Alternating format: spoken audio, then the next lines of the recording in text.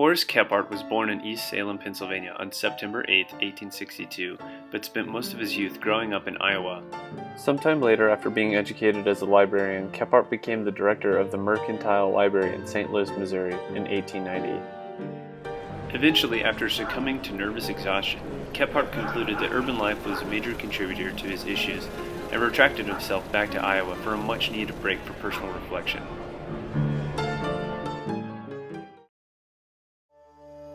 In 1904, at the age of 42, after placing his finger on a blank spot on a map, Kephart chose to start a new life deep in the western North Carolina mountains.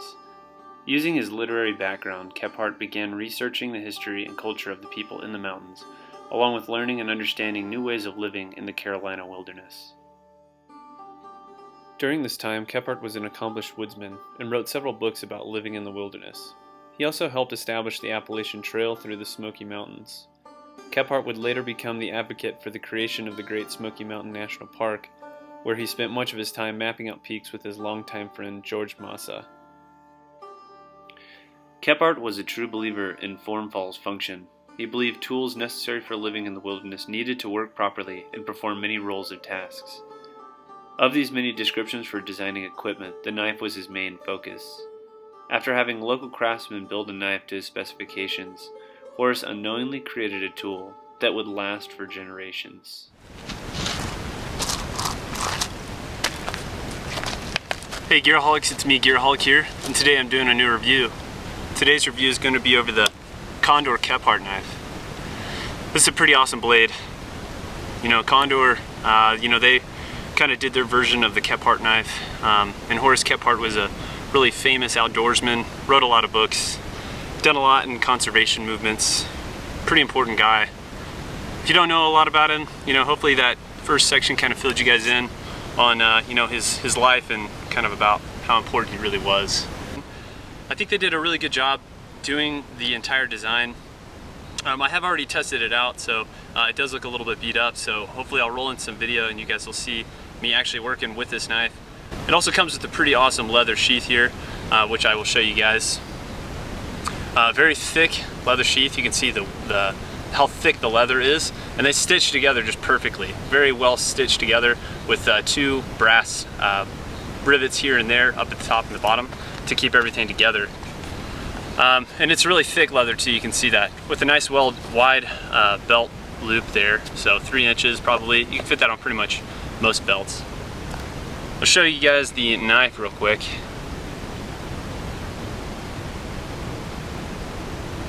Really awesome knife, very beautiful. Did come kind of rough, and I had to kind of finish the handle a little bit more than I really wanted to with some sandpaper, but that's not such a big deal. And as you can see that coating on there and just how cheesy it is, and it's just starting to come off. So hopefully that lighting is good. Hopefully you can see that. And you can see it says Condor, and then on the other side it says El Salvador. I think it's probably one of the most interesting outdoor blades I've ever seen.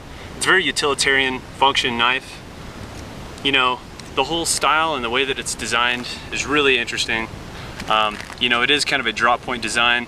I'm not going to go over the specs, but it is a very lightweight knife.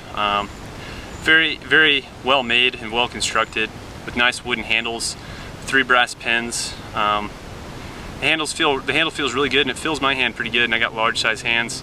You can see I still got a little extra right here too. So what we're going to do today is we're just going to test it out because I really haven't had a chance to field review this knife very much. So hopefully you guys will stick around and you'll get to watch me do some fun things. But let's go ahead and get started.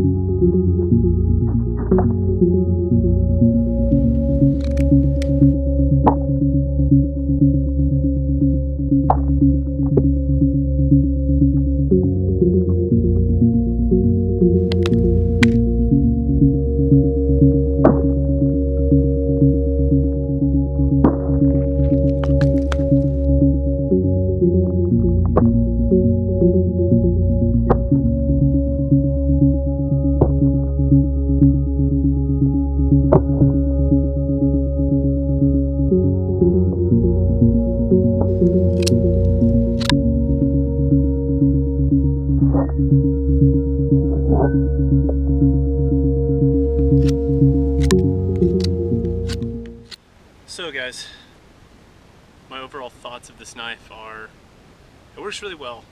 There's a coating on it that kind of came on the knife. I don't know if you guys can see that or not, but the coating on the knife basically is kind of like an oxidized coating. You know, I haven't really been doing a whole lot with it, but the coating is already starting to come off, so I think that coating is really just there to protect it for a little bit, but for the most part that coating is actually just coming right off. I was really kind of displeased about the fact that it didn't come razor sharp, but you know, honestly, if you're going to maintain a knife, you got to learn how to sharpen it anyway. So it's such a rugged knife, you can really do anything you want with it, chop with it, you know, whatever, and that steel just keeps cutting. You know, it's still held its edge really well. 1075 is the greatest steel that this knife is made out of, but you know, it does really well for a cheap manufactured knife.